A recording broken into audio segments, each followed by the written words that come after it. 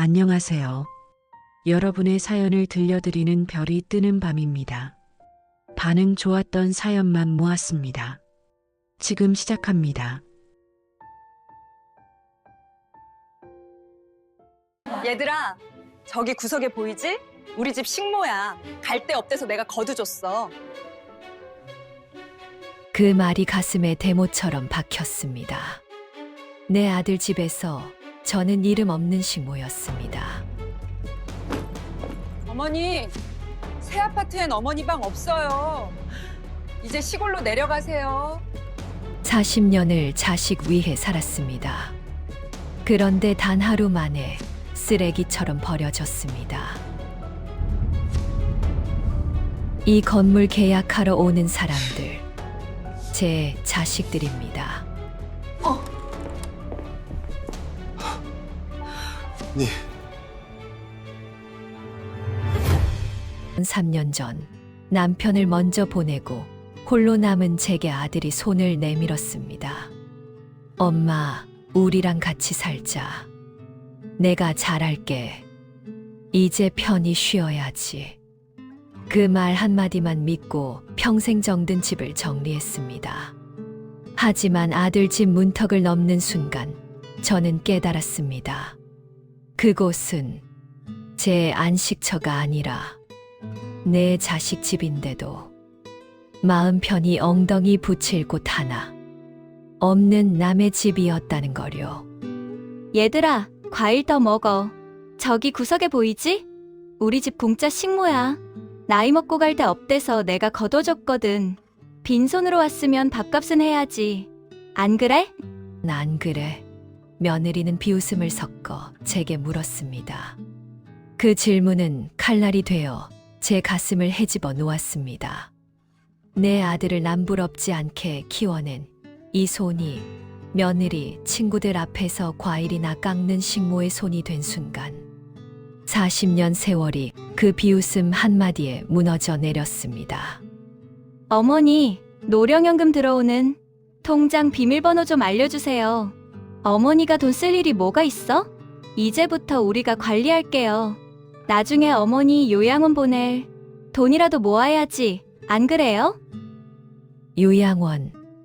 벌써 저를 갖다 버릴 생각부터 하고 있었던 겁니다. 전 재산이나 다름없는 한 달 40만 원. 며느리의 눈빛은 어머니가 아니라 털어갈 게 남은 도둑을 보는 것 같았습니다.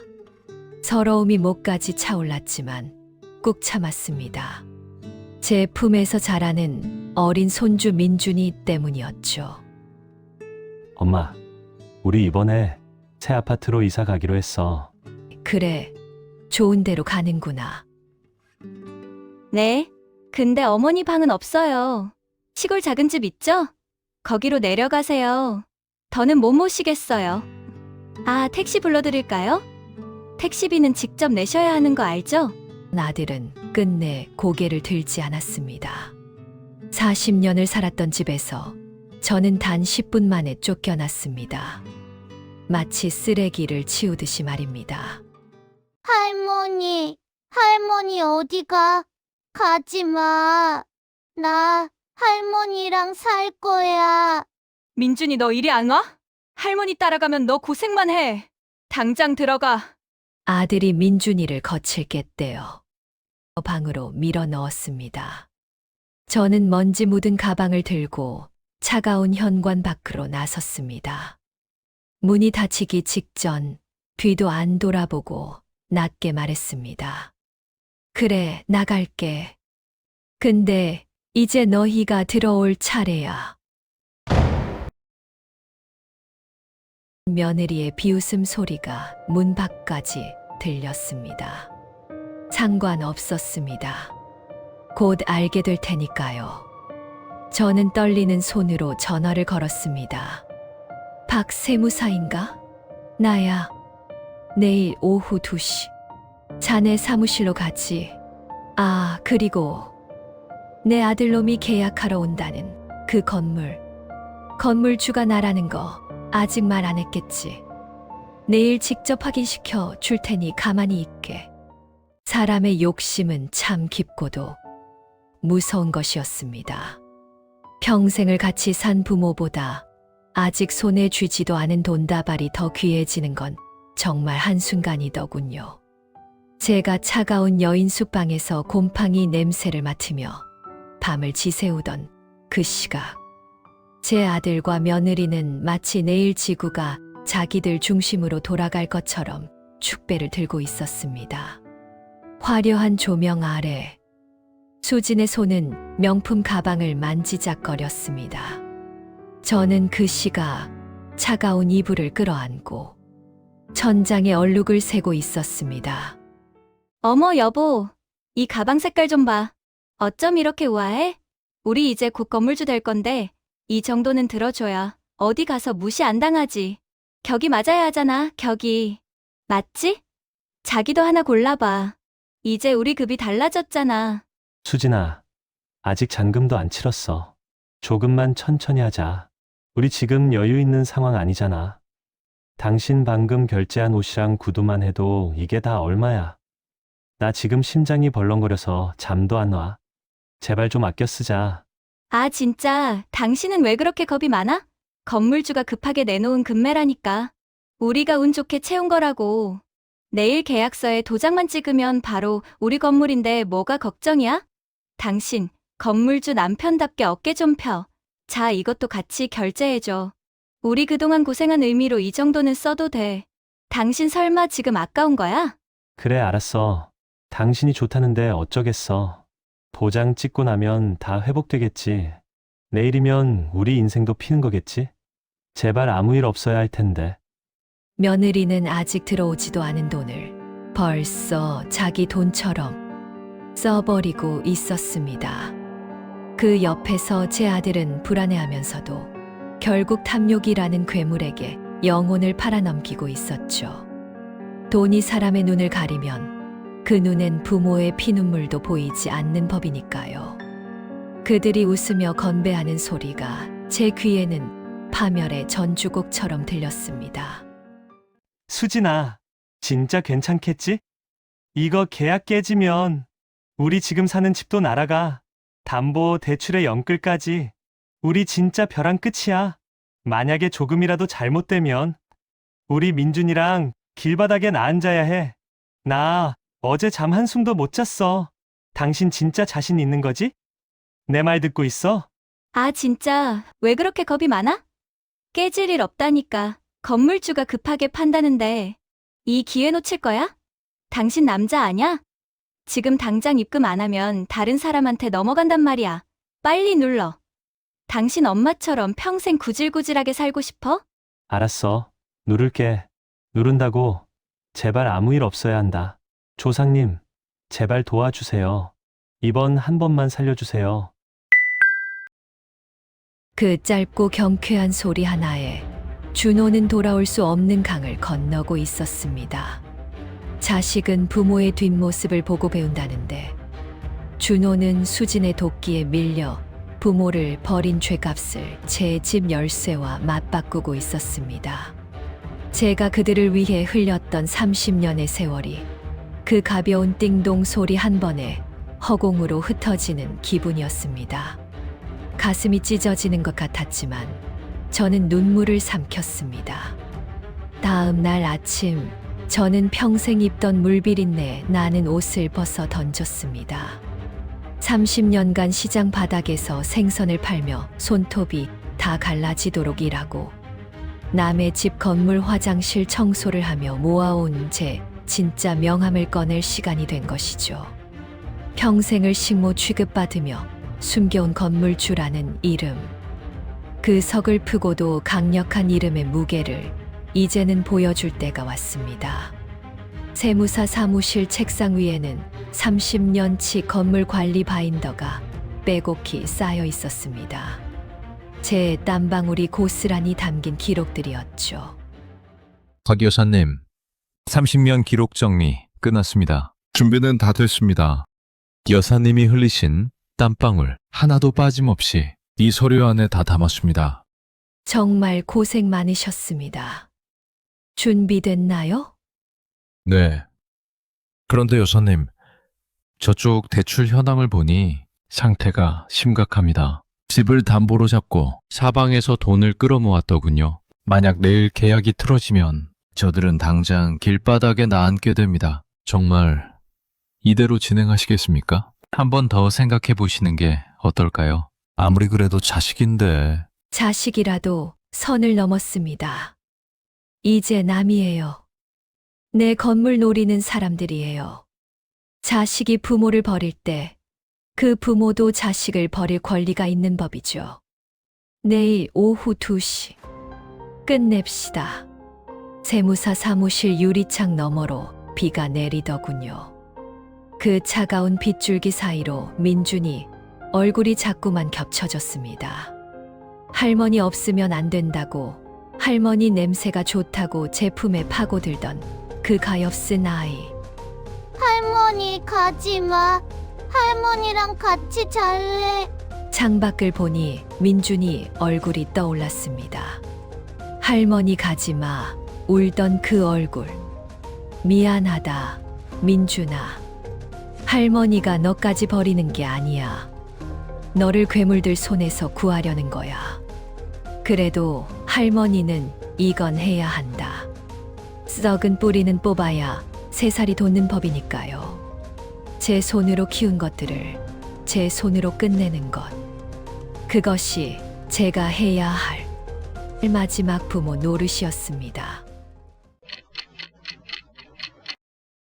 이제 곧 그들이 그토록 원하던 건물의 진짜 주인이 누구인지, 그리고 자신들이 내쫓은 노인이 누구였는지 알게 될 시간입니다. 오후 2시. 문이 열리자 준호와 수진이 들어왔습니다. 수진이 손엔 어제 무리하게 결제한 명품 가방이 들려 있었고, 준호 눈엔 탐욕만 번들거렸죠. 아유, 세무사님, 저희 왔어요. 사무실 참 좋네요. 그런데 건물주 사장님은요? 아직 안 오셨나요? 여보, 좀 조용히 해. 사장님이 좀 까다로운 분이라잖아. 여기 계약금 3억 송금 확인증이랑 서류 다 가져왔습니다. 세무사님, 오늘 바로 처리해 주시죠. 계약금 확인됐습니다. 총액은 30억. 계약금 3억은 이미 입금됐고요. 계약 절차는 동행한 공인중개사님이 진행하고 저는 서류 확인만 하겠습니다. 건물주께서는 이미 안쪽 의자에 앉아 계십니다. 직접 인사 나누시죠. 창밖을 향해 돌려져 있던 육중한 가죽 의자가 천천히 돌아갔습니다. 그 위에는 식모라 부르며 내쫓았던 늙은 어머니가 최고급 정장을 입고 앉아 있었습니다. 며느리의 가벼운 웃음소리가 단번에 멈췄습니다. 그래, 오느라 고생했다. 내 아들, 그리고 내 며느리. 엄마! 엄마가 왜 거기 앉아 있어? 지금 이게 무슨 상황이야? 어머니가 왜 거기 앉아 있어요? 여기 어디라고? 당장 내려오세요. 지금 저희 인생이 걸린 계약 중이란 말이에요. 내가 말했지.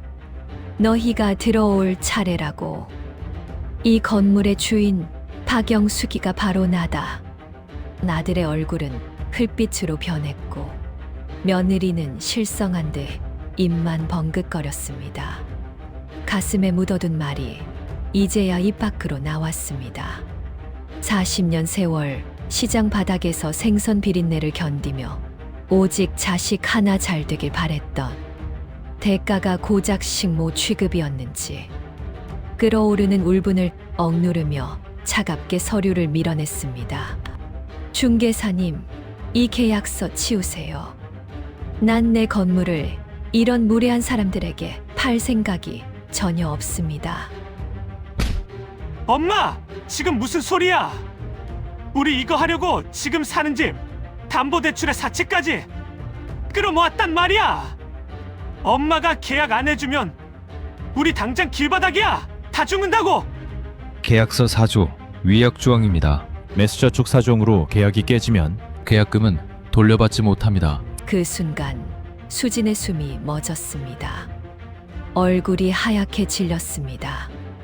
영혼까지 끌어모아 바쳤던 3억이라는 거금이 40년을 버려온 어머니의 말 한마디에 허공으로 날아가고 있었습니다. 그게 3억이에요. 참, 어머니, 제발 정신 좀 차리세요. 자식들 다 죽일 셈이에요? 자식이라고? 나를 식모라 부르며 며느리 친구들 앞에서 과일이나 깎게 하던 너희에게 부모가 있기는 했니? 이건 계약이다. 감정으로 구걸하지 마라. 그때였습니다. 밖에서 소란을 듣고 다음 계약을 기다리던 지인들이 회의실 안으로 들어왔습니다. 며느리 수진이 평소 동네에서 무시하며 기를 죽이려 했던 바로 그 사람들이었죠. 저분, 준호 씨 어머니 맞죠? 세상에. 근데 왜 건물주 자리에 앉아 계세요? 지금 계약. 어머님이 하시는 거예요? 아니, 그게 아니라, 이 아주머니가 갑자기. 수진 씨가 맨날 식모라고 하던 분 아니에요? 그 식모가 건물주였네? 며느리의 거짓말이 지인들 앞에서 낱낱이 드러났습니다. 사회적 자살이나 다름없는 그 수치심에 며느리는 부들부들 떨며 아무 말도 못했습니다. 어제 산 명품 가방을 쥔 손이 보기 흉하게 떨리고 있었죠. 엄마, 내가 잘못했어. 민준이 봐서라도 한 번만 살려줘. 응? 우리 이거 안 되면 진짜 민준이랑 길바닥에서 자야 해. 엄마 손주잖아. 민준이의 이름이 아들의 입에서 나오는 순간 마지막 신락 같은 자비조차 사라졌습니다. 저는 아들의 손을 차갑게 뿌리치며 마지막 비수를 꺼냈습니다. 너희가 내쫓은 건 나 하나가 아니야. 원래 이 건물 민준이 이름으로 넘기려 했어. 근데 오늘 알았다. 너희한테 민준이 못 맡긴다. 그래서 오늘부로 전부 취소했다. 어머니, 아니 사장님, 다시 생각해보세요. 민준이 거라면서요. 우리가 잘 관리할게요. 잘못했어요. 늦었어.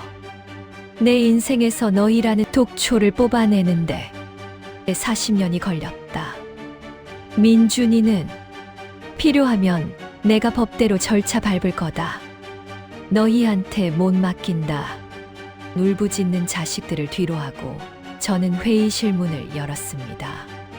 40년간 저를 옥죄었던 어머니라는 이름의 낡은 감옥에서 처음으로 제 발로 걸어 나오는 기분이었습니다. 그들이 제게 주었던 멸시와 조롱이 이제는 그들의 목을 죄는 밧줄이 되어 돌아갔습니다. 건물 로비를 가로질러 밖으로 나가자 따스한 햇살이 제 온몸을 감쌌습니다.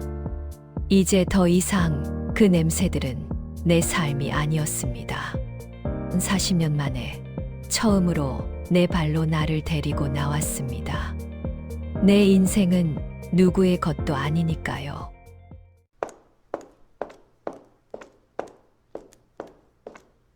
새벽 3시에 알림이 울렸어요. 500만 원. 한 번에 사라졌습니다. 엄마가 뭔가 눌렀겠지. 내 아들이 그렇게 말했어요. 요즘 어르신들 이런 거 많다며. 내가 당했는데 왜 내가 혼나는 건지.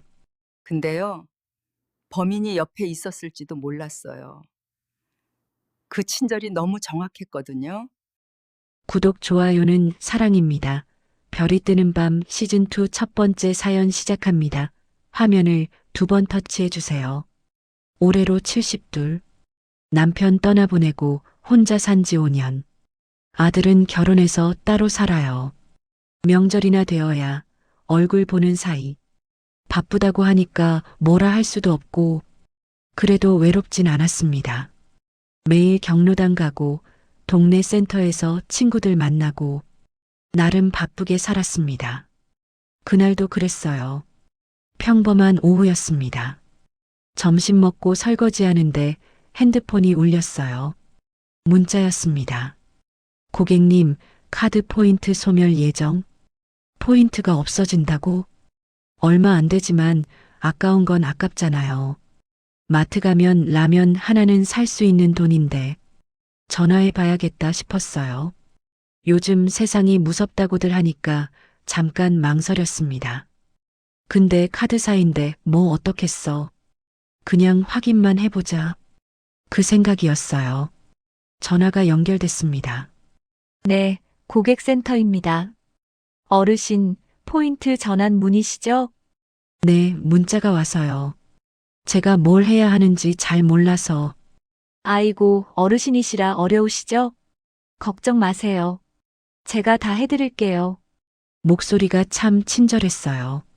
말투도 부드럽고 천천히 설명해주고 고마운 마음이 들었습니다. 개인정보 몇 가지만 확인하면 돼요. 금방 끝나요. 네, 알겠습니다. 시키는 대로 했어요. 이름, 생년월일, 물어보는 것들 다 대답했습니다. 5분도 안 걸렸어요. 어르신 다 됐습니다. 포인트 전환 완료됐어요. 좋은 하루 되세요. 고맙습니다. 전화를 끊었어요. 어려운 일 아니었다고 생각했습니다. 그때까지는 1시간쯤 지났을까? 저녁 준비하려고 부엌에 있는데 핸드폰이 울렸어요. 또 문자인가 싶어서 화면을 봤습니다. 결제 완료 50만 원. 뭐야 이게. 심장이 덜컥 내려앉았어요. 내가 뭘 샀다고? 오늘 아무것도 안 샀는데. 장도 안 봤는데. 손이 떨렸어요. 잘못 온 거겠지. 시스템 오류겠지. 그렇게 생각하려고 했습니다. 그날 밤 잠이 안 왔어요. 자꾸 그 알림이 머릿속에서 맴돌았습니다. 새벽 2시 핸드폰이 또 울렸어요. 결제 완료 100만 원. 눈이 번쩍 떠졌습니다. 이불을 걷어차고 일어났어요. 이게 뭐야? 이게 뭐냐고. 새벽 3시 또 울렸습니다. 결제 완료 150만 원. 손이 떨려서 핸드폰을 제대로 잡을 수가 없었어요. 어떻게 해야 하는지 몰랐습니다. 전화를 해야 하나? 경찰을 불러야 하나? 머릿속이 하얘졌어요. 새벽 4시 또 결제 완료 200만 원. 울음이 터졌습니다. 무서웠어요. 누가 내 돈을 가져가는 건지, 어떻게 막아야 하는 건지 아무것도 몰랐어요. 그냥 이불 속에서 떨고만 있었습니다. 아침이 됐어요. 밤새 한숨도 못 잤습니다. 떨리는 손으로 핸드폰을 들었어요. 잔액을 확인했습니다. 500만 원. 1년 동안 아끼고 아껴서 모은 돈이었어요. 손주 대학 등록금 보태주려고 모은 돈. 용돈도 안 쓰고 아낀 돈. 하룻밤 사이에 다 없어졌습니다. 바로 카드사에 전화했어요. 여보세요? 저 어제 포인트 전환한다고 전화했는데요. 그 뒤로 결제가 막 됐어요. 이게 어떻게 된 거예요? 울음이 섞여 나왔어요. 상담원이 잠깐 멈췄습니다. 고객님, 어제 전화하셨다는 번호, 저희 회사 번호가 아닙니다. 뭐라고요? 죄송합니다만, 보이스피싱 피해를 당하신 것 같습니다. 그 순간 머릿속이 하얘졌어요. 보이스피싱? 뉴스에서만 보던 그게 나한테 일어난 거였습니다. 아들한테 전화했어요. 떨리는 손으로 버튼을 눌렀습니다. 민호야, 엄마야. 큰일 났어. 왜요? 무슨 일이에요? 엄마가 사기당했어. 돈이 다 없어졌어. 전화기 너머로 한숨소리가 들렸습니다. 엄마, 그래서 내가 뭐 하지 말라고 했잖아요. 모르는 전화 받지 말라고 했잖아요. 아니, 이게 카드사인 줄 알았어. 문자가 와서 포인트 없어진다길래 아들이 말을 끊었어요. 엄마가 뭔가 눌렀겠지. 요즘 어르신들 이런 거 많다며. 어르신들. 그 말이 가슴에 박혔습니다. 내 아들 입에서 그 말이 나왔어요. 마치 남 얘기하듯이 엄마가 어르신들 중 하나가 된 것처럼. 민호야, 엄마가 일부러 그런 거 아니야. 엄마도 몰랐어. 일단 경찰서 가보세요. 근데 솔직히 돈 찾기 어려울 거예요. 왜 어려워? 이런 거 다 해외로 빠져요. 추적도 안 되고 엄마가 조심했어야지. 그 말 끝에 전화가 끊겼어요. 한참을 앉아 있었습니다. 핸드폰을 들고 아무 생각도 안 났어요. 늙으면 내 말이 증거도 아니냐. 내가 당했다는데 왜 내가 혼나는 거지? 내가 뭘 잘못했다고. 눈물이 흘렀어요. 닦지도 않았습니다. 경찰서에 갔어요. 떨리는 다리로 겨우 걸어갔습니다. 보이스피싱 당했어요. 500만 원이요. 경찰이 서류를 꺼냈습니다. 별로 놀라는 것 같지 않았어요. 이런 사람 많이 봤다는 표정이었습니다. 신고 접수는 됐는데요. 현실적으로 찾기 어렵습니다. 왜요? 제 돈인데요. 이런 건 추적이 안 돼요. 해외 서버 쓰고 대포폰 쓰고 잡아도 돈은 이미 없어요. 그럼 저는요? 저는 어떻게요? 경찰이 대답하지 않았습니다. 그냥 서류만 건넸어요. 경찰서에서 나오는데 다리에 힘이 없었어요. 벤치에 주저앉았습니다. 500만 원. 다 날아갔어요. 아무도 안 도와줘. 경찰도 안 도와주고, 아들도 혼내기만 하고, 아무도. 며칠이 지났어요. 집에만 있으면 미칠 것 같았습니다. 밥도 안 먹고 멍하니 앉아있기만 했어요. 억지로 센터에 나갔습니다. 친구들 얼굴이라도 봐야 할 것 같아서 문을 열고 들어갔어요. 순자 씨, 얼굴이 왜 그래요? 밥은 먹었어요? 영숙 씨가 달려왔어요. 내 얼굴을 보더니 깜짝 놀랐습니다. 나 보이스피싱 당했어. 영숙 씨 얼굴이 굳었습니다. 세상에, 순자 씨도요? 나도요. 그게 무슨 말이야? 영숙 씨가 내 손을 잡았어요. 나도 지난달에 당했어요. 300만 원. 아무한테도 못 말했어. 창피해서. 옆에서 정혜 씨가 말했습니다. 저도 200만 원 털렸어요. 자식들한테 말도 못하고 바보 취급받을까봐. 말자 씨도 고개를 끄덕였어요. 나도 100만 원. 경찰서 갔는데 찾기 어렵대. 그냥 포기했어. 센터 회원 중에 피해자가 4명이나 됐습니다. 나까지 포함해서 다들 숨기고 있었던 거예요. 창피해서 바보 취급받을까봐. 다들 어떻게 당한 거야? 내가 물었어요. 나는 택배 문자 왔어. 주소 확인하라고. 링크 눌렀더니 돈이 빠져나갔어. 나는 건강보험공단이라고 했어. 환급금 있다고 해서 계좌번호 알려줬더니 나는 손주가 다쳤다고 했어. 병원비 급하게 보내라고. 손주 이름까지 알고 있어서 진짜인 줄 알았지. 정신없이 보냈어. 다들 비슷했어요. 문자나 전화가 오고, 친절하게 말하고, 시키는 대로 했더니 돈이 빠져나간 거였습니다. 경찰은 뭐래요? 다들 고개를 저었어요. 찾기 어렵대. 다 똑같은 말이야. 우리 같은 사람 많대. 우리가 얘기하고 있는데 누가 다가왔어요. 혹시 보이스피싱 얘기하시는 거예요? 고개를 들었습니다. 50대쯤 되어 보이는 남자였어요. 센터에서 몇 번 본 적 있는 사람이었습니다. 봉사활동하는 분이라고 들었어요. 어르신들, 요즘 이런 피해가 정말 많아요. 저도 어머니가 당할 뻔해서 이런 거 좀 알아요. 남자가 의자를 끌고 앉았어요. 얼굴에 걱정이 가득했습니다. 얼마나 당하셨어요? 영숙 씨가 대답했어요. 저는 300만 원이요. 많이 당하셨네요. 마음이 많이 아프시겠어요. 남자가 진심으로 걱정하는 것 같았어요. 제가 도와드릴까요? 신고 절차 같은 거. 제가 좀 익숙해요. 고마웠습니다. 경찰도 안 도와주고 아들도 혼내기만 하는데 이 사람은 도와주겠다고 했으니까 남자가 내 옆에 앉았어요. 어르신은 어떻게 당하셨어요? 내가 말했습니다.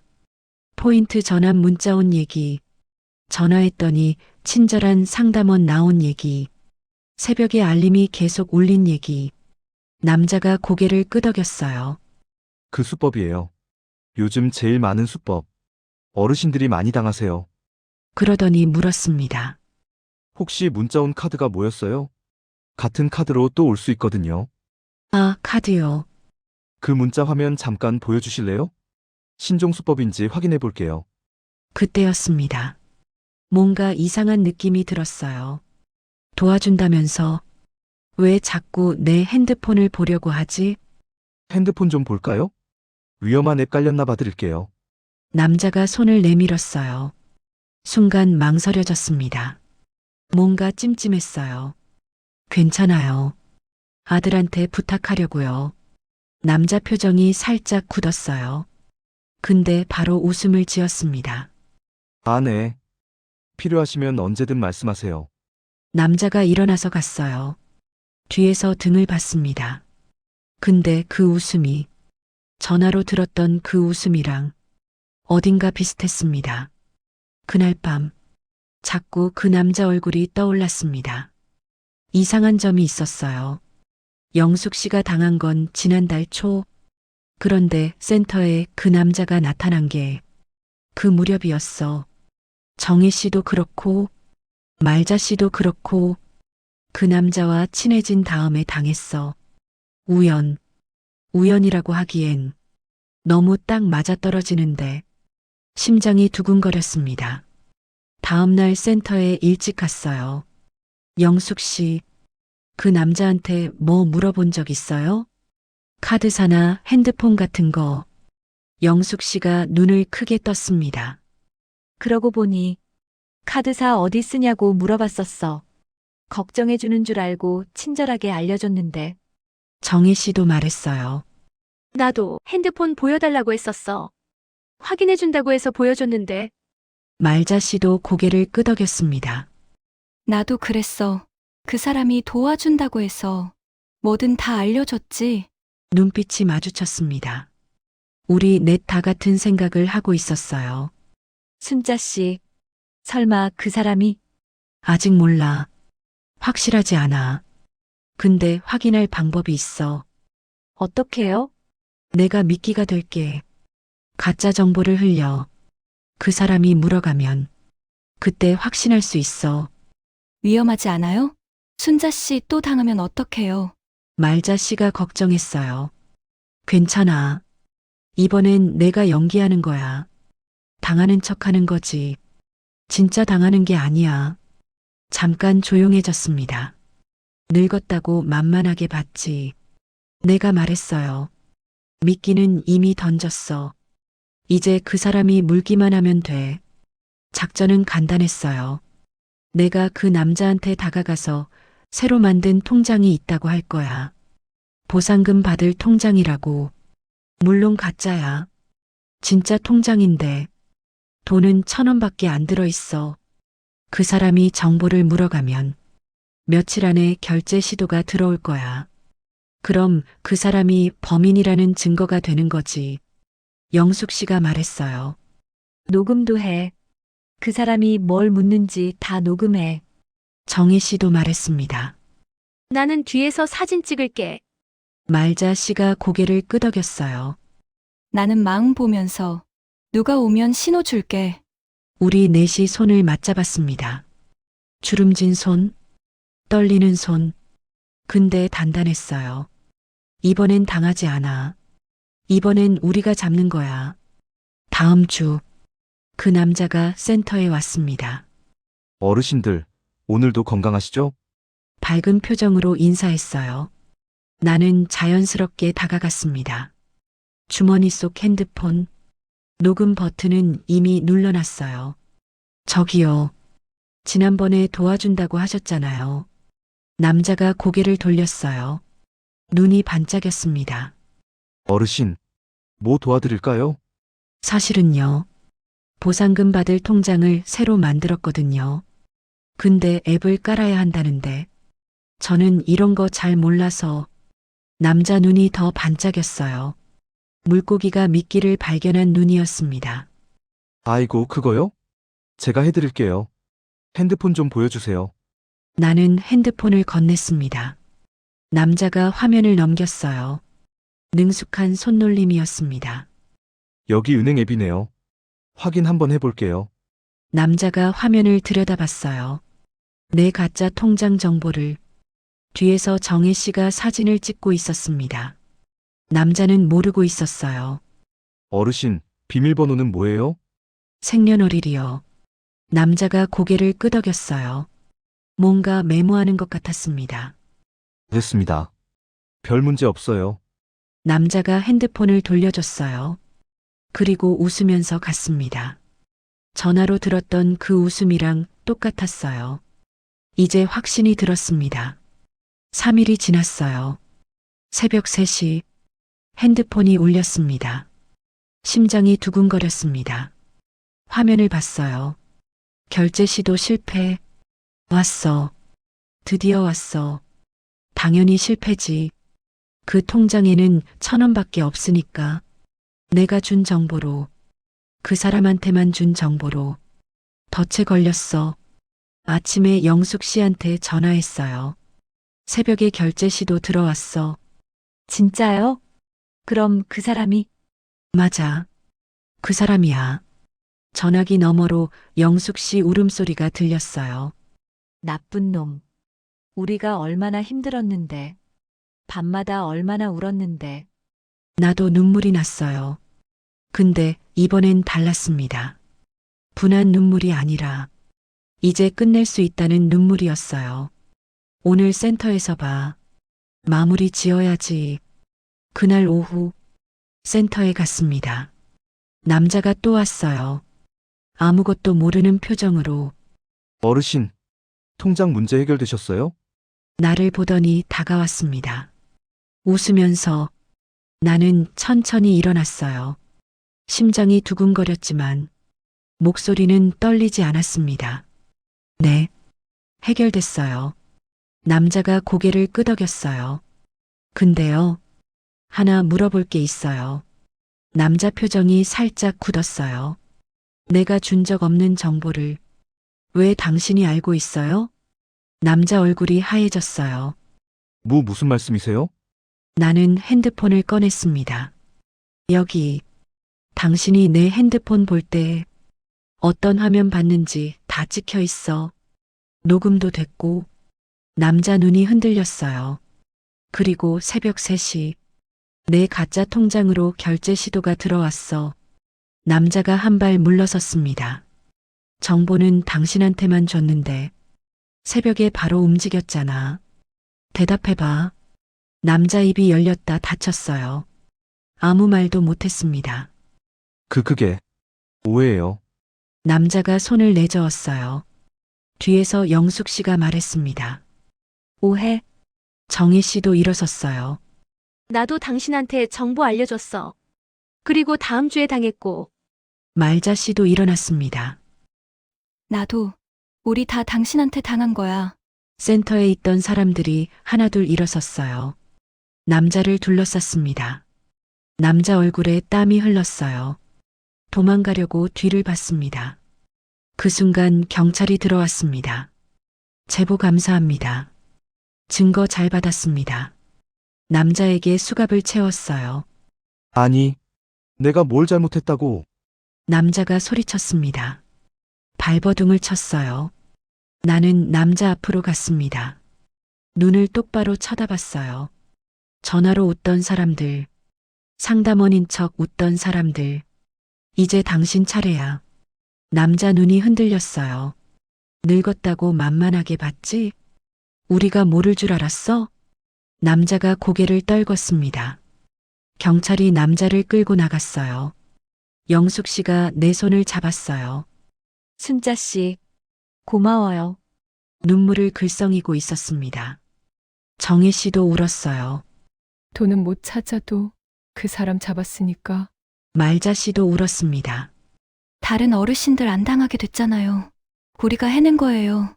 우리 넷이 부둥켜 안고 울었습니다. 500만 원. 다 날아갔지만 나쁜 놈 잡았으니까 그걸로 됐어요. 저녁에 아들이 왔어요. 연락도 없이 엄마, 괜찮아요? 민호가 달려왔습니다. 얼굴이 하얘져 있었어요. 뉴스에서 봤어요. 센터에서 보이스피싱 일당 잡았다고. 엄마가 잡은 거예요? 응. 민호가 멈춰 섰어요. 눈이 크게 떠졌습니다. 엄마, 미안해요. 엄마가 당했다고 이야기했을 때 제가 믿어줬어야 했는데 엄마 잘못이라고 했잖아요. 어르신들 이런 거 많다고. 민호가 고개를 숙였습니다. 진짜 죄송해요. 엄마가 바보인 줄 알았어요. 근데 엄마가 범인을 잡았네요. 나는 소파에 앉았어요. 민호도 옆에 앉았습니다. 오랜만에 나란히 앉았어요. 민호야, 내가 늙었지. 민호가 고개를 들었어요. 세상이 빨라서 따라가기 힘들고, 핸드폰도 잘 모르고, 가끔은 속기도 해. 그렇지만, 바보는 아니야. 당했다고 끝이 아니야. 배우면 돼. 일어나면 돼. 민호 눈에 눈물이 고였어요. 그리고 다음엔 엄마 말 좀 들어. 내가 당했다고 하면 혼내지 말고 내 편부터 들어줘. 엄마, 죄송해요. 민호가 울었어요. 나도 눈물이 났어요. 됐어. 다 됐어. 돈은 못 찾았어요. 다 날아갔습니다. 근데 이상하게 마음은 편했어요. 나쁜 놈 잡았으니까, 다른 사람들 안 당하게 됐으니까, 아들이 내 편이 됐으니까, 그게 더 중요했어요. 그래요. 우린 늙었어요. 세상이 빨라서 따라가기 힘들고, 가끔은 속기도 해요. 근데요, 늙었다고 만만하게 보지 마. 며칠 후, 센터에 새로운 사람이 왔어요. 안녕하세요. 봉사활동하러 왔는데요. 밝은 표정으로 인사했습니다. 참 친절해 보였어요. 나는 영숙 씨랑 눈을 마주쳤습니다. 우리 둘 다 같은 생각을 하고 있었어요. 친절이 전부가 아니라는 거, 우린 이제 알아요. 오늘 이야기 재미있으셨나요? 당신의 이야기도 들려주세요. 댓글로 남겨주시면 제가 인사드리겠습니다. 별이 뜨는 밤이었습니다. 구독과 좋아요 잊지 마세요. 남편이 평생 모아서 세운 병원은 겉으로 보기엔 며느리 집안 병원처럼 보였다. 집 한 채도 제대로 못 해주는 주제에 우리 딸 인생에 기대지 마세요. 어머니. 사돈이 내 앞에서 그렇게 말하고 며느리가 아들 앞에서 내 뺨을 올려붙였을 때까지도 나는 몰랐다. 그 병원 건물도 운영 지분도 전부 내 이름으로 남아있다는 걸. 남편이 남긴 유언장을 펼쳐본 그날 밤 나는 조용히 마음을 정했다. 이제부터 이 병원이 누구 것인지 정하는 사람은 나라고. 오늘도 잠 못 드는 밤, 별이 뜨는 밤입니다. 누군가는 자식 한마디에, 누군가는 며느리 한마디에, 또 누군가는 사돈의 한마디에 30년 인생이 뒤집어졌다고 말합니다. 오늘 이야기는 집 한 채도 못 해주는 주제라는 한마디에 가슴이 내려앉은 한 시어머니의 이야기입니다. 이야기가 마음에 남으셨다면 별이 뜨는 밤 구독과 좋아요, 알림 설정까지 부탁드립니다. 그럼 시작하겠습니다. 나는 올해 59이다. 25에 남편이랑 결혼해서 평생 병원 뒷바라지만 하고 살았다. 남편은 동네 작은 내과에서 시작해서 지금은 6층짜리 건물, 종합검진까지 하는 병원을 만들었다. 사람들은 쉽게 말한다. 며느리가 의사라서 병원 이렇게 큰 거지. 하지만 씨앗은 남편 월급이랑 내가 들고 간 혼수, 그리고 우리 둘이 살던 오래된 집을 팔아서 만든 돈이었다. 아들 방 하나 만들어준다고 전세를 줄여 들어가던 그 겨울이 아직도 몸에 남아있다.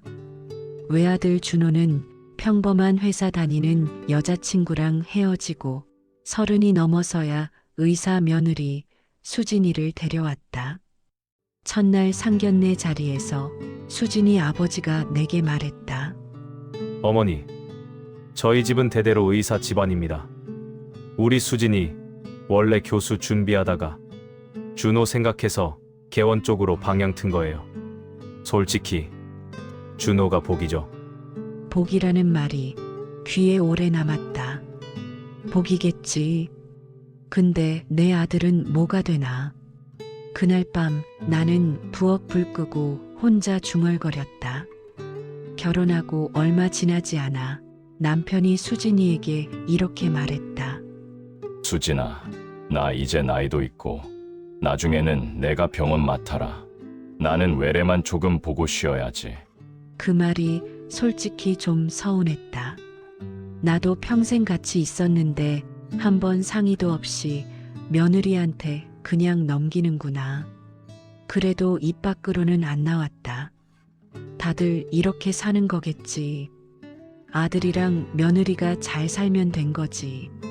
나는 여전히 수납 도와주고 청소하고 직원들 점심 챙기고 병원 구석구석 떠도는 사람으로 남아 있었다.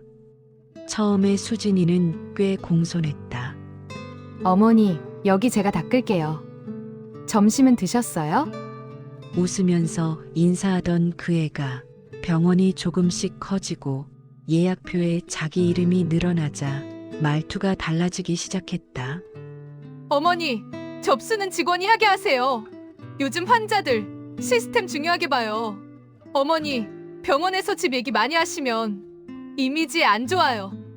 이미지라는 말을 나는 그때 처음 들었다. 나는 그냥 어디가 제일 아프셨어요?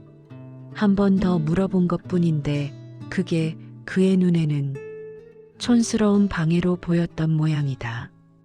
결정적으로 분위기가 확 바뀐 건 남편이 쓰러진 그해 겨울이었다.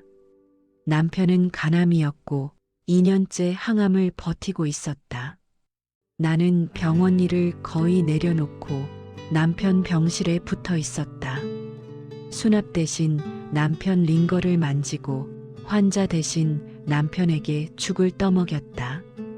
그날도 남편 팔에 수건을 올려주고 있는데 수진이가 병실로 들어와 말했다.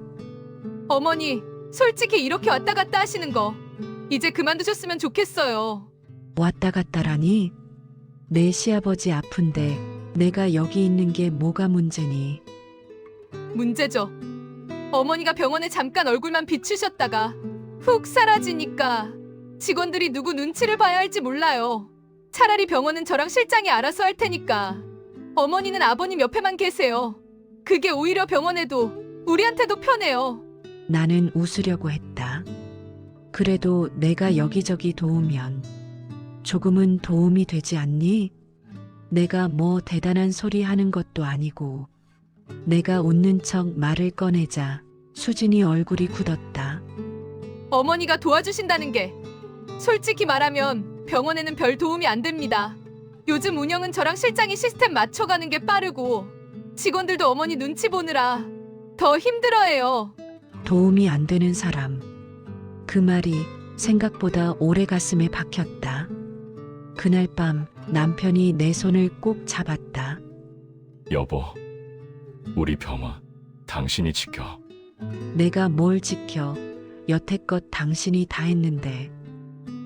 아니야, 문서로는 다 당신 이름이야. 나중에 알게 될 거야. 나는 그냥 임종 앞둔 남편이 아내 기분 맞춰주려고 하는 말이라고 생각했다. 그래, 말이라도 저렇게 해주니 고맙다. 그렇게 넘겼다. 장례식은 너무 빨리 왔다. 수진이 집안 식구들은 조문객보다 먼저 장례식장에 들어와 목소리를 키웠다. 우리 수진이가 아니었으면 병원 이렇게 못 키웠지. 앞으로 병원은 수진이가 다 책임질 테니까 어머니는 편하게 쉬세요. 쉬고 싶다는 생각이 잠깐 스쳤다. 평생 새벽에 셔터 열고 밤에 셔터 내리던 삶이었으니까. 문제는 장례가 끝난 뒤였다. 사무제까지 마치고 며칠 후 수진이 아버지가 우리 집으로 찾아왔다. 양복, 코트, 서류 봉투, 딱 그 자세였다. 어머니, 이거 앞으로 병원 운영 관련해서 합의서 간단히 정리한 겁니다. 도장만 하나 찍어주시면 돼요. 나는 글자를 읽어도 뜻이 안 잡혀서 눈을 찌푸렸다. 이게 뭔데요?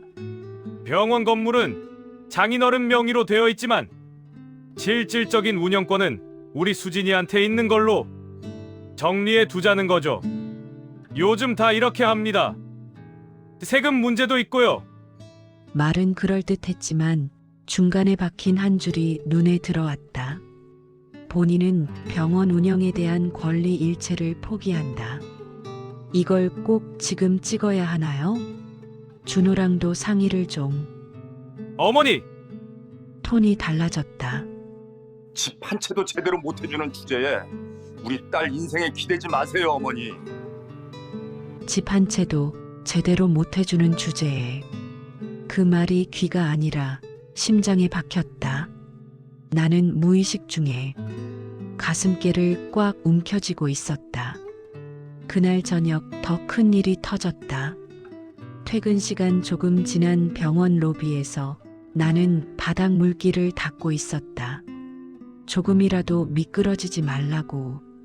엘리베이터 문이 열리고 수진이가 나왔다.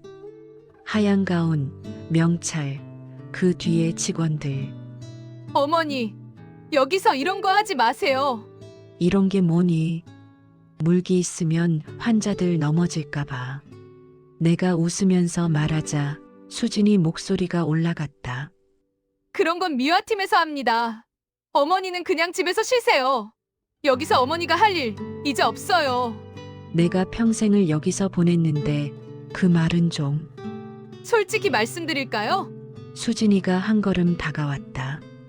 집 한 채 내어줄 형편도 아니면서 병원까지 욕심내시면 곤란하죠. 우리 아빠가 얼마나 투자했는데요.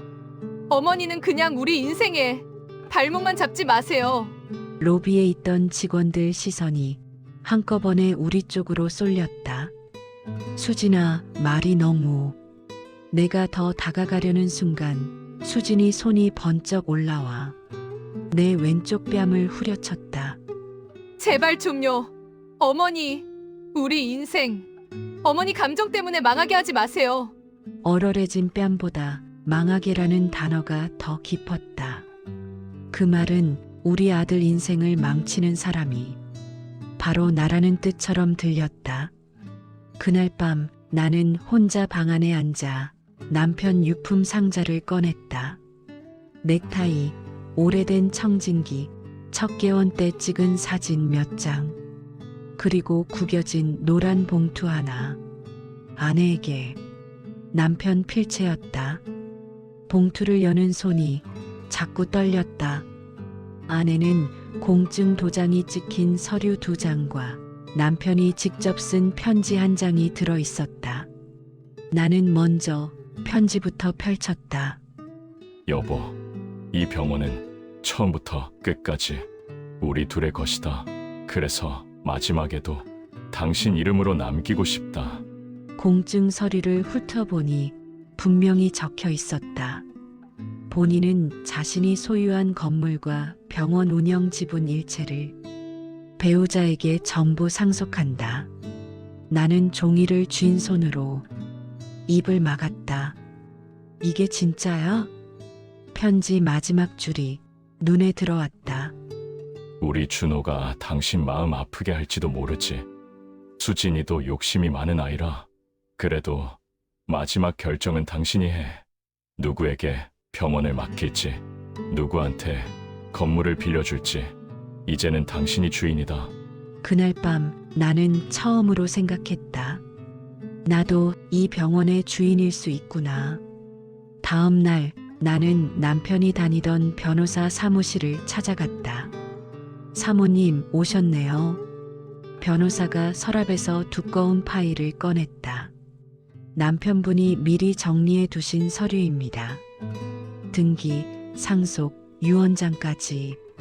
사모님 이름으로 옮기는 절차만 남았어요. 정말 다 제 이름이에요? 네. 병원 건물도 그 안에서 이루어지는 운영 지분도 법적으로는 모두 사모님 겁니다. 어제 맞은 뺨의 열기가 조금씩 식어 내려갔다. 그럼 내가 누구에게 이 병원을 맡길지 정할 수 있다는 거죠? 네. 이제부터는 사모님 선택입니다. 집에 돌아가니 준호가 거실에서 서성이고 있었다. 엄마, 장인어른한테 전화 왔어. 엄마가 합의서 도장 안 찍으셨다는데. 왜 그러셨어요? 준호야. 나는 소파에 앉아 아들을 똑바로 봤다. 너 이 병원 누구 돈으로 시작한 건지 기억하니? 아버지 돈이랑 장인어른이 도와주신 돈 그 정도? 우리 집 팔아서 만든 돈은? 내 혼수 팔아 넣은 돈은? 너 초등학교 때 내 방 하나 만들어 주려고 방 합치고 좁은 전세로 내려앉았던 거 한 번이라도 생각해 본 적 있어? 엄마, 그건 옛날 얘기고. 옛날 얘기니까 지금은 아무 상관없다고. 그래서 내 장인어른은 집 한 채도 제대로 못 해주는 주제라며 내 엄마를 무시하시는 거고, 나는 천천히 왼쪽 뺨을 쓸어내렸다. 누가 그런 말을... 내 장인어른, 내 아내, 아들은 입을 다물었다. 그 얼굴을 보면서 나는 마음속으로 중얼거렸다. 이 병원 이제 누구 말을 듣고 굴릴지 나부터 정해야겠다. 며칠 뒤 나는 병원 회의실에 사람들을 불렀다. 수진이 부모, 준호, 병원 실장까지. 테이블 위에는 유언장 사본과 등기부 등본을 올려놨다. 이게 남편이 남긴 마지막 서류입니다. 병원 건물과 지분 일체는 제 이름으로 상속됐어요. 그럴 리가요. 장인어른이 저랑 얘기하실 땐 지분 반반으로 나눈다고. 입으로는 그러셨겠죠. 근데 남편은 종이에는 이렇게 써놓으셨네요. 나는 편지 첫 줄을 다시 읽어줬다. 이 병원은 처음부터 끝까지 우리 둘의 것이다.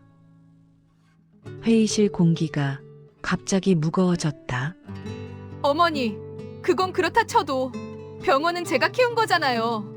환자들도 저를 보고 오는 거고 지금 와서 권한을 다 가져가시면 전 뭐가 되나요? 나는 수진이를 바라보며 말했다. 너는 집 한 채도 제대로 못 해주는 주제라는 말을 시어머니에게 하는 사람이 됐더라.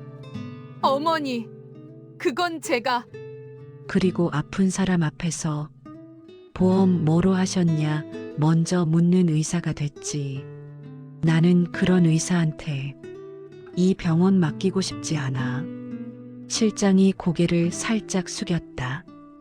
아마 그도 느끼고 있었을 것이다. 요즘 병원이 너무 숫자만 본다는 사실을. 그럼 어떻게 하시겠다는 겁니까? 병원 문이라도 닫으시겠다는 거예요? 이 큰 병원을? 나는 숨을 한번 고르고 고개를 끄덕였다. 그래야 하면 닫죠. 남편이 처음부터 다시 생각해 보라는 뜻인가 보다. 그렇게 생각하면 되니까요. 사람들 얼굴이 굳어졌다. 근데 그 전에 한 가지 길은 남겨둘 겁니다. 모두의 시선이 나에게 꽂혔다. 병원은 제 이름으로 임대료 받고 빌릴 사람을 찾을 겁니다. 다만 조건이 하나 있어요. 나는 수진이를 정면으로 봤다. 환자보다 돈 먼저 보는 의사에겐 안 빌려줘요.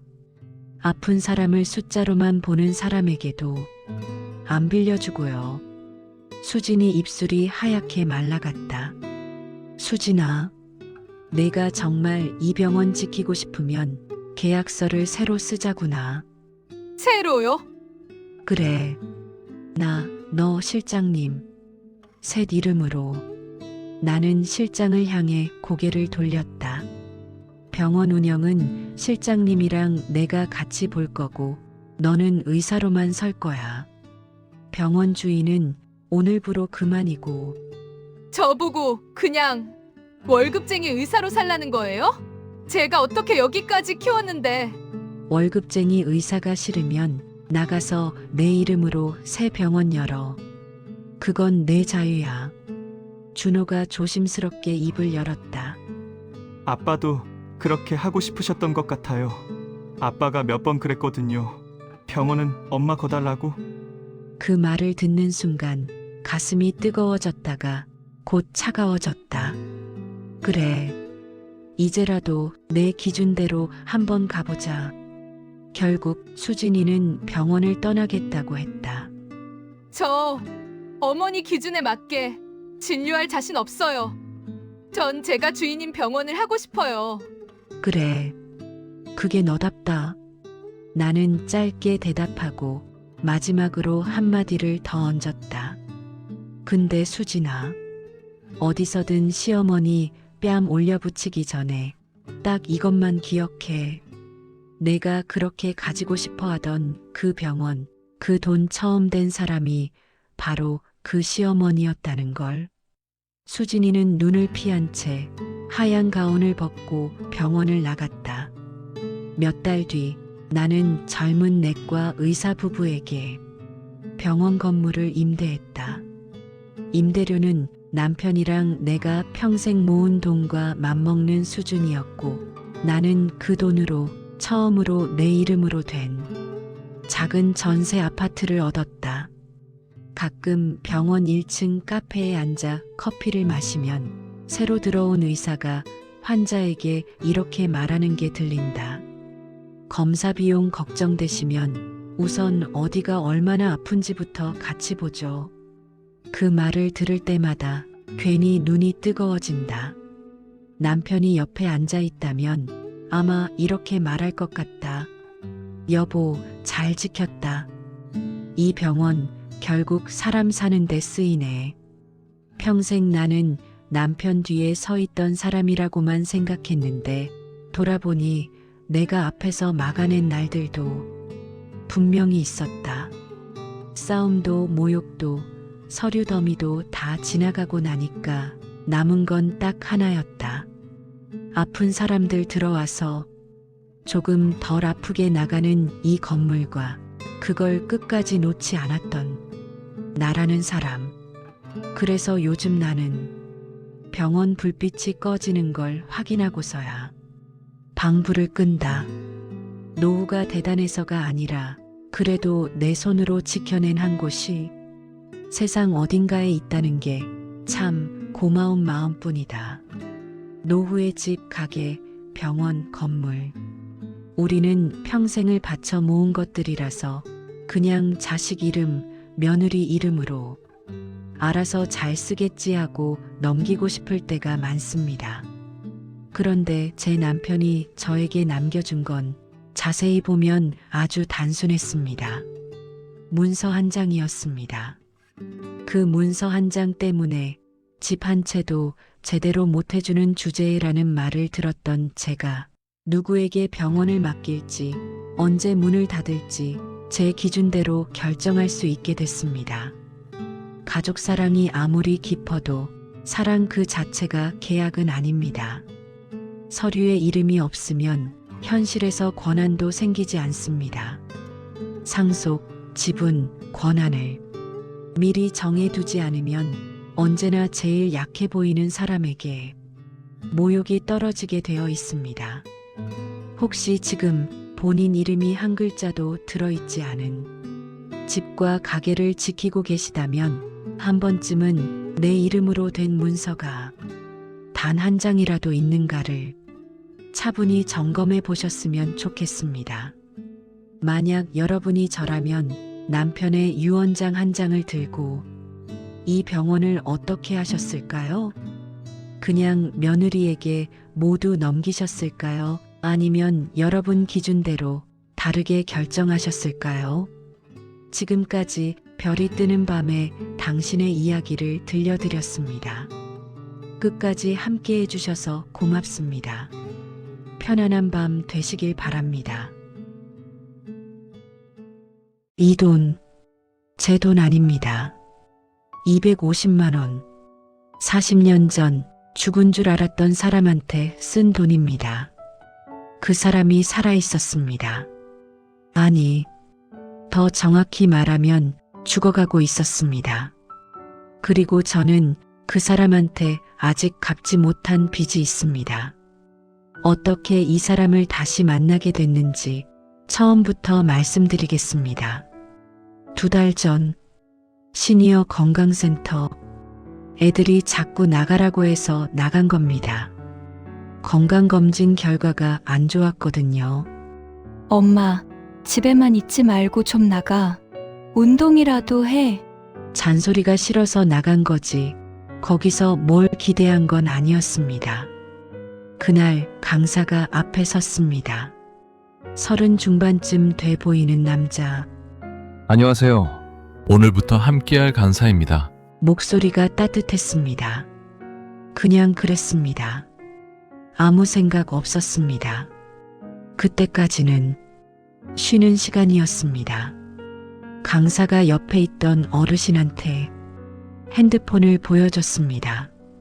이분이 제 아버지예요. 요즘 많이 편찮으셔서. 저도 모르게 봤습니다. 병상에 누운 노인, 산소줄, 야윈 얼굴. 그런데 눈, 웃을 때 한쪽부터 접히는 그 눈. 심장이 멈췄습니다.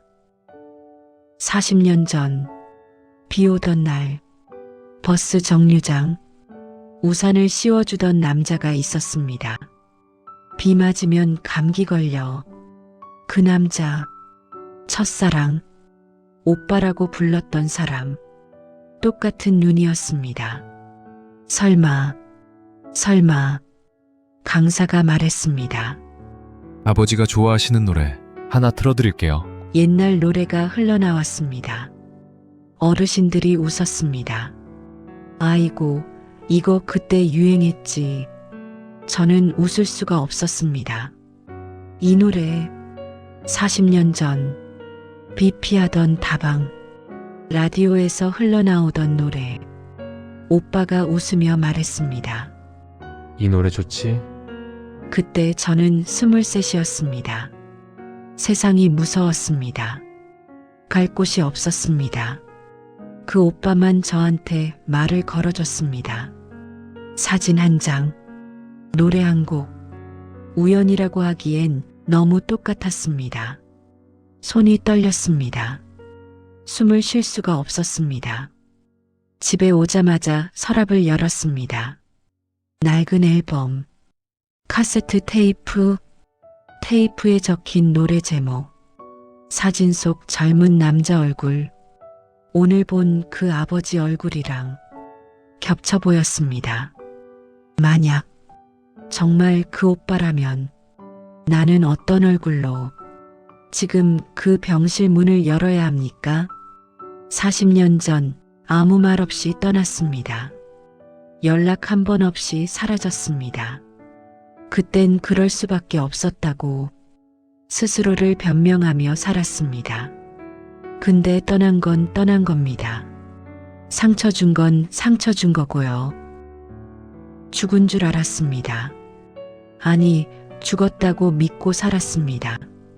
그래야 마음이 조금 편했으니까요. 그런데 살아 있었습니다. 아들까지 있었습니다. 찾아가야 합니까?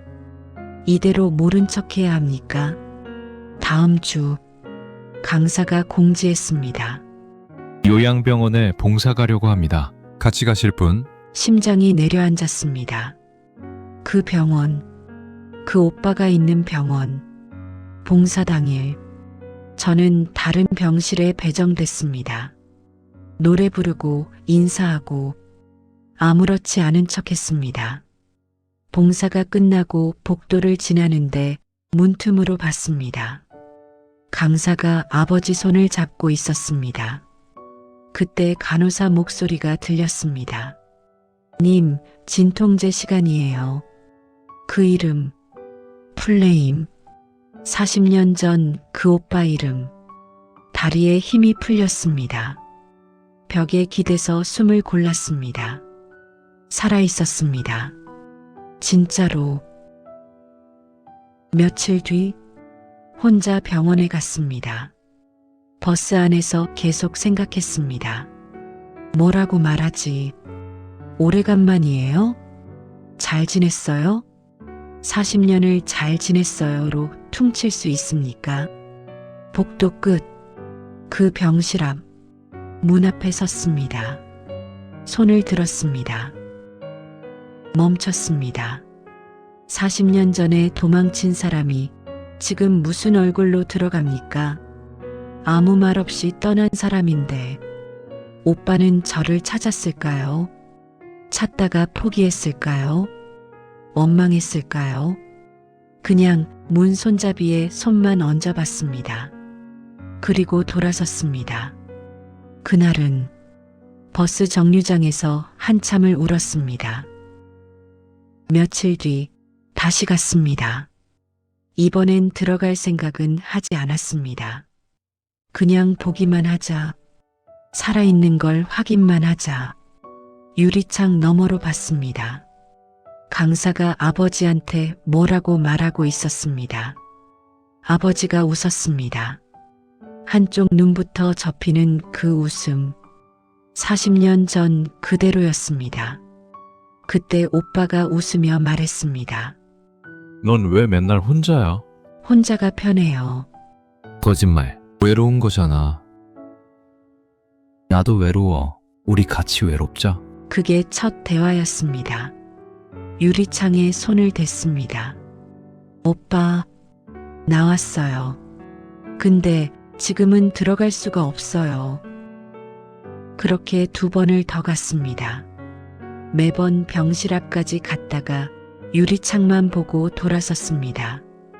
큰딸한테 전화가 왔습니다. 엄마, 요즘 왜 자꾸 밖에 나가? 그냥 친구들이랑. 거짓말하지 마. 어디 아픈 거 아니야? 아니야. 엄마, 그리고 집 얘기 좀 하자. 나중에 우리끼리 싸우기 싫거든. 오빠랑 나랑 어떻게 할 건지 미리 정해놓자고.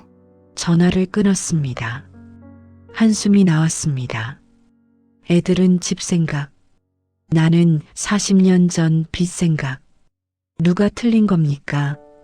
둘 다 맞는 겁니다. 근데 지금 나한테는 그 빚이 먼저입니다. 센터 탈의실. 목소리가 들렸습니다.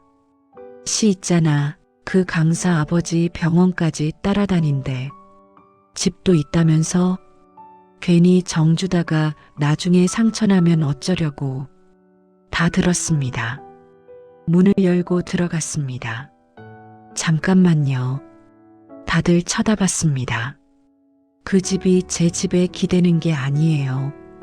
제가 그 집에 빚이 있는 겁니다.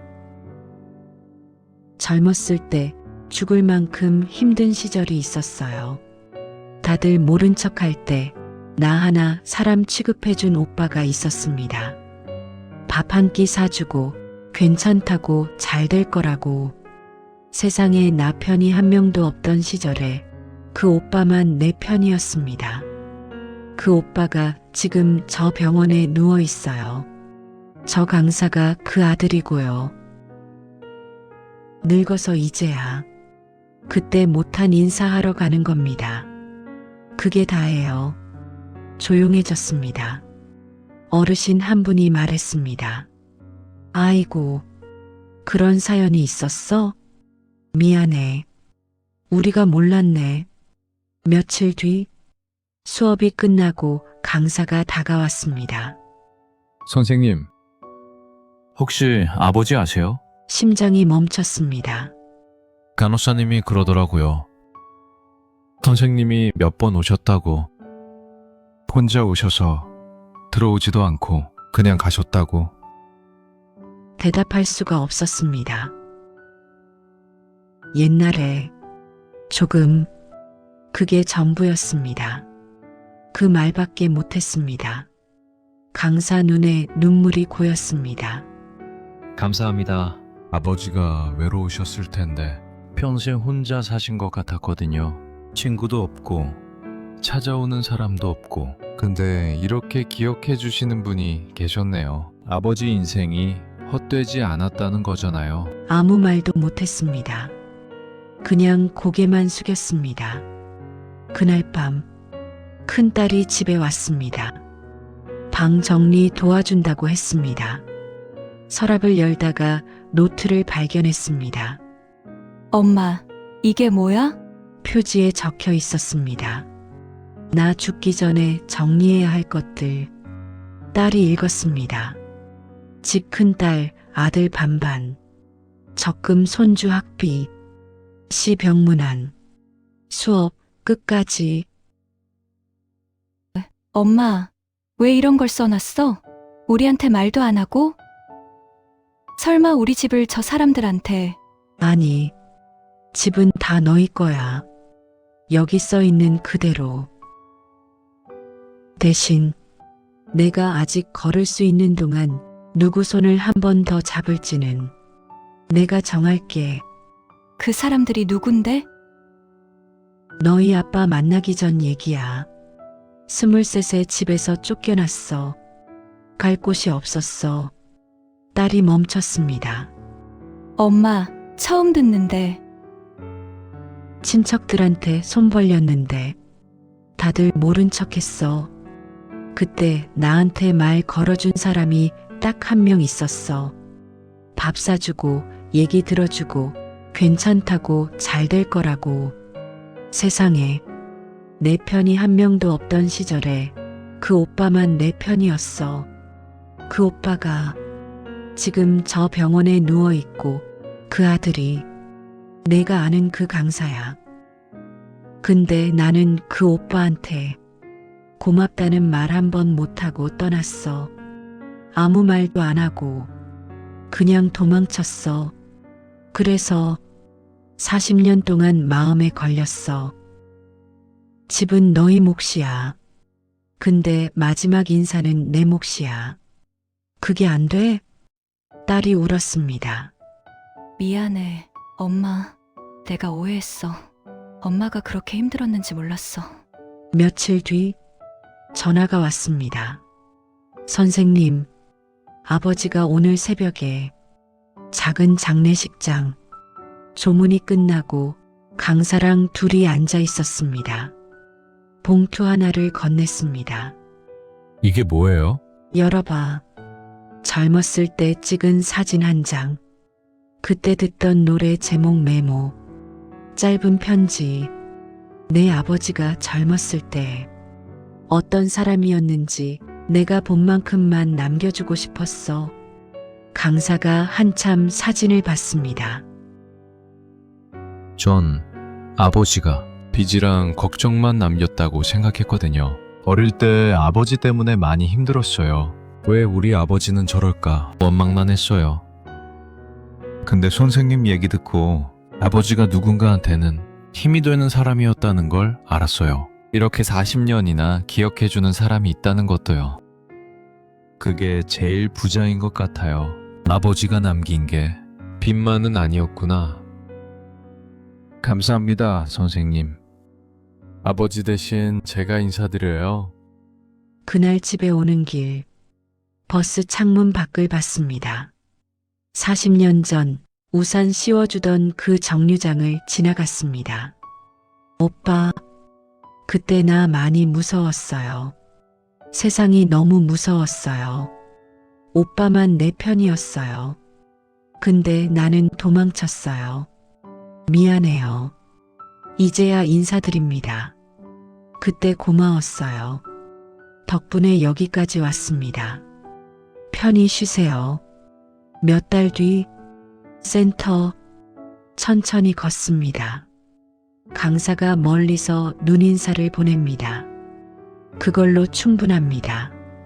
집은 아이들한테 남겨뒀습니다. 대신 내 남은 시간 조금은 젊은 날의 나한테 빌려줬습니다.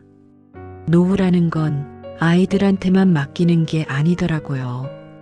나한테도 조금은 남겨두는 거. 집은 자식들 거지만 내 마지막 시간만큼은 내 거니까요. 당신도 혹시 아직 못 갚은 마음의 빚이 있으신가요? 늦지 않았습니다. 지금이라도 괜찮습니다. 당신의 이야기도 들려주세요. 별이 뜨는 밤.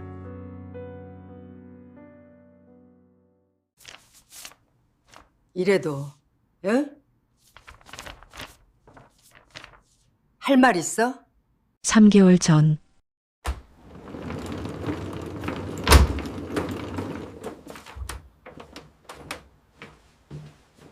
그런데 시아버지가 가방을 남겼다.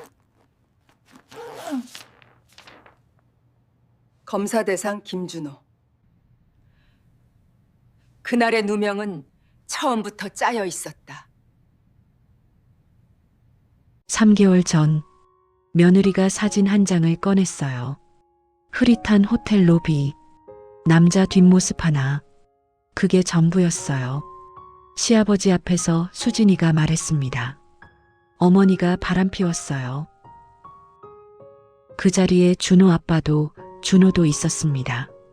나는 아무 말도 못했어요. 너무 황당해서, 아니, 억울해서 입이 안 떨어졌습니다. 준호 아빠가 말했어요. 나가. 딱 한마디. 그게 끝이었습니다. 40년을 살았어요. 새벽마다 밥 해주고, 빨래 개키고, 손주들 등하원 시켜주고, 쫓겨나기 며칠 전이었어요. 수진이가 전화 받는 걸 들었어요. 목소리가 달랐어요. 여보, 보고 싶어. 낯선 남자한테 하는 말투였어요. 내가 잘못 들었을 수도 있어요. 괜히 말 꺼냈다가 내가 미친 사람 될까봐. 그냥 넘겼어요. 며느리니까. 내가 한마디 하면 내가 나쁜 사람 되니까. 근데 그날 이후로 수진이 눈빛이 달라졌습니다. 나를 피했어요. 그리고 며칠 뒤 내가 쫓겨났어요. 준호 아빠는 나를 한 번도 안 쳐다봤어요. 변명할 기회조차 주지 않았어요. 문이 닫혔습니다. 40년 살았던 집에서 캐리어 하나 끌고 그렇게 쫓겨났습니다. 그것도 작은 거. 40년 살림이 이 안에 다 들어갔어요. 웃기죠? 반지하 원룸. 보증금 500에 월세 35만 원. 창문 밖으로는 사람 발목만 보였어요. 석 달을 그렇게 살았습니다. 연락은 아무한테서도 없었어요. 아들한테도, 손주한테도. 한 번쯤은 올 줄 알았어요. 엄마 괜찮아요?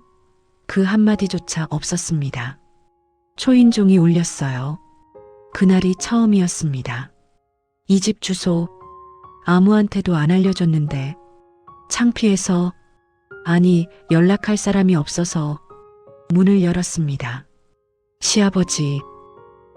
말이 없었어요. 원래 말이 없는 분이긴 했어요. 그런데 그날은 더 없었습니다. 손에 낡은 서류 가방이 들려 있었어요. 가죽이 벗겨진 오래된 가방. 낯익은 가방이었습니다. 그걸 내 손에 쥐어줬어요. 이게 뭐예요? 대답이 없었어요. 시아버지가 입을 열었습니다. 읽고, 아무한테도 말하지 마. 그 말만 남기고 시아버지는 돌아섰어요. 발소리가 멀어졌죠. 혼자 남았습니다. 가방을 내려놨어요. 손이 떨렸어요.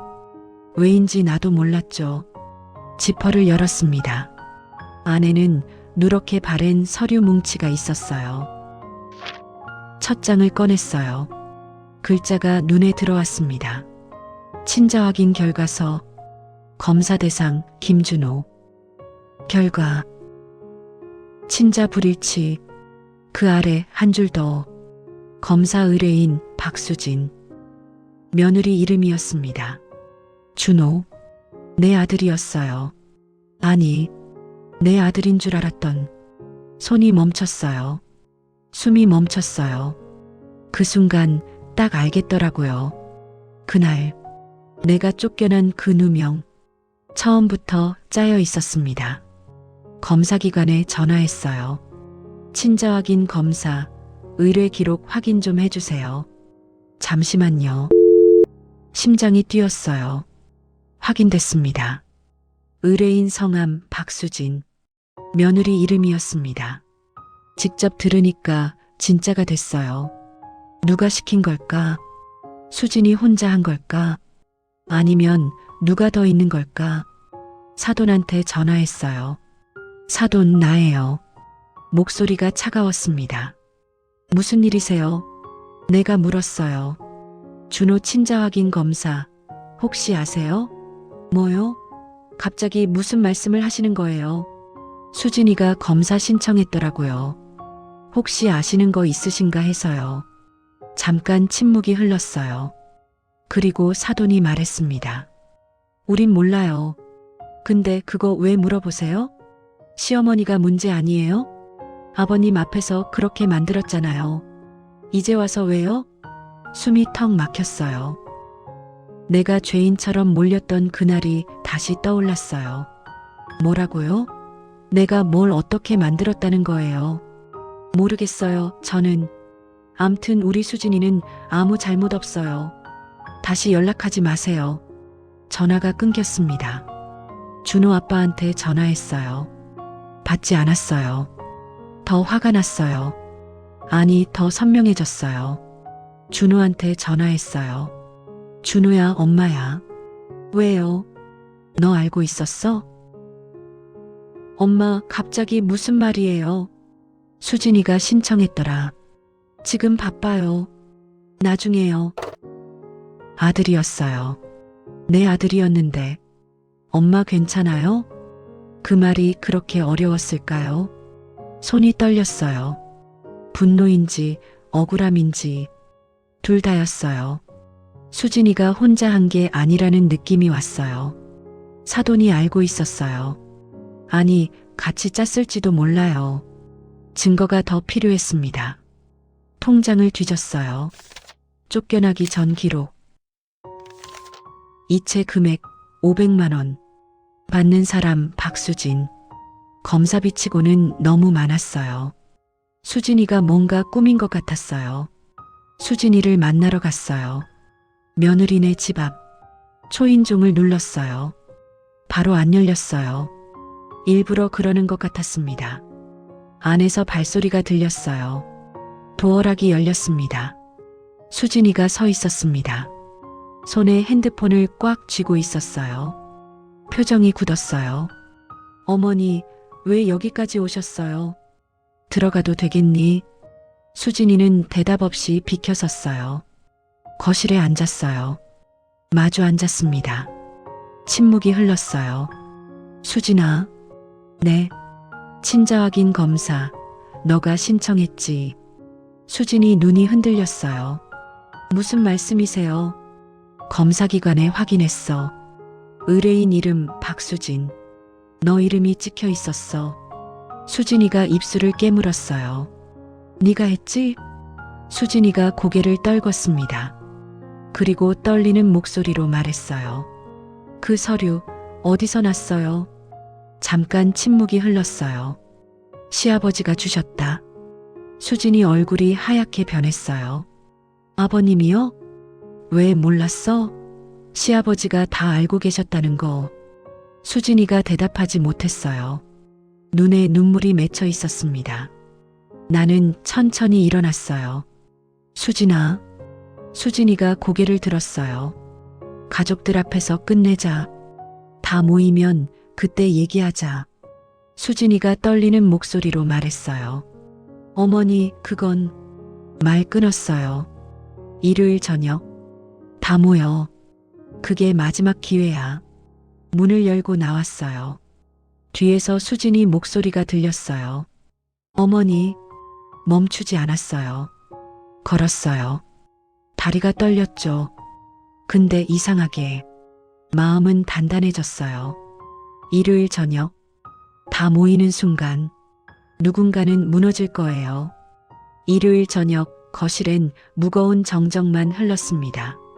준호 아빠, 준호, 그리고 수진이와 시아버지, 거기다 사돈까지 모두가 모였지만 누구 하나 숨소리조차 크게 내지 못했습니다. 공기가 너무 무거워 가슴이 턱 막힐 지경이었죠. 내가 먼저 그 침묵을 깼습니다. 오늘 다들 들으셔야 할 얘기가 있어요. 준호 아빠가 깊은 한숨을 내뱉으며 고개를 돌립니다. 또 무슨 얘기야? 그만 좀 해, 당신. 수진이는 고개를 푹 숙인 채 내 눈을 피하고 있었습니다. 나는 가방에서 서류 한 뭉치를 꺼냈습니다. 시아버지가 내게 건네주셨던 그 비밀의 열쇠. 서류가 테이블 위로 날카로운 소리를 내며 미끄러졌습니다. 이게 뭐야? 준호가 떨리는 목소리로 물었습니다. 읽어봐라. 친자 확인 결과서다. 순간 거실은 얼음물을 끼얹은 듯 얼어붙었습니다. 내가 한 글자씩 가슴에 박히도록 천천히 읽어 내려갔습니다. 검사 대상 김준호. 결과. 친자 불일치. 뭐라고? 준호 아빠가 벌떡 일어났습니다. 이게 무슨 소리야? 이게 말이 돼? 나는 멈추지 않았습니다. 한 줄 더 있어. 검사 의뢰인. 박수진. 모든 시선이 수진이에게 꽂혔습니다. 수진이는 사시나무 떨듯 떨고 있었죠. 수진아, 내가 직접 신청했더구나. 그렇지? 수진이는 대답 대신 입술만 깨물었습니다. 그때였습니다. 옆에 있던 사돈이 빽소리를 지르며 끼어들었습니다. 아니 사돈 어른, 지금 애를 어디까지 몰아세우시는 거예요? 증거 있어요? 이거 사돈 어른이 조작해서 우리 애 내쫓으려는 거 아니냐고요. 나는 숨을 크게 한번 들이쉬었습니다. 그리고 두 번째 서류를 꺼내 사돈 발밑에 던졌습니다. 증거, 여기 있습니다. 수진이 계좌에서 나간 500만 원 이체네요. 쫓겨나기 전날이지요? 검사비 치고는 너무 많지 않나요? 수진이의 얼굴이 하얗게 질렸습니다. 말해봐. 이 돈 어디다 썼니? 결국 수진이가 울음을 터뜨리며 무너졌습니다. 돈 주고 서류 바꿨어요. 죄송해요, 어머니. 그러니까 내가 조작한 거구나. 나한테 누명 씌워서 이 집에서 내쫓으려고. 수진이는 대답 없이 고개만 떨궜습니다. 왜 그랬니? 내가 묻자 수진이가 떨리는 목소리로 내뱉었습니다. 그날 어머니가 제 전화 내용 들으셨잖아요. 먼저 선수 안 치면 제가 쫓겨날 것 같았어요. 그래서 그랬어요. 아들 준호가 벽을 쾅 쳤습니다. 수진아, 너 어떻게 나한테까지 이럴 수가 있어? 나한테도 거짓말한 거야? 우리 결혼이 뭐였어? 준호 아빠는 아무 말도 못한 채 의자에 주저앉아 얼굴을 감싸쥐었습니다. 한참 뒤 준호 아빠가 천천히 일어나 나에게 다가왔습니다. 평생 내 눈 한 번 똑바로 안 보던 사람이 고개를 숙이더군요. 당신한테 미안하오. 그 한마디가 나오는데 40년이 걸렸습니다. 그런데 이상하죠. 눈물이 안 났습니다. 감동도 없었습니다. 그저 유통기한이 한참 지난 우유를 보는 것처럼 메스꺼울 뿐이었어요. 시아버지도 눈시울이 붉어진 채 입을 여셨습니다. 나도 속았다는 걸 나중에야 알았다. 미안하다. 내가 잘못했다. 나는 자리에서 일어났습니다. 며칠 만에 나는 불륜을 저지른 죄인에서 피해자가 되었지만 내 마음은 이미 이 집을 떠나 있었습니다. 마지막으로 할 말이 있어요. 모두가 나를 쳐다봤습니다. 나 이 집에서 40년 동안 죄인처럼 살았습니다. 당신들 눈치 보고 당신들 뒷바라지하면서 나 자신은 지우고 살았어요. 근데요, 나 단 한 번도 죄인이었던 적 없습니다. 단 한 번도요. 나는 가방을 고쳐 맸습니다. 이제 나로 살겠습니다. 준호 엄마, 당신 아내, 이 집 며느리. 나 오늘부로 그만둡니다. 은퇴해요. 문을 열고 나왔습니다. 뒤에서 엄마, 당신 부르는 소리가 들려왔지만 멈추지 않았습니다. 그 부름은 이제 저에게 아무런 힘이 없었습니다. 바깥 공기는 차가웠습니다. 하지만 신기하게도 40년 만에 처음으로 숨이 편했습니다. 이제는 내 발로 내가 가고 싶은 길을 걷습니다.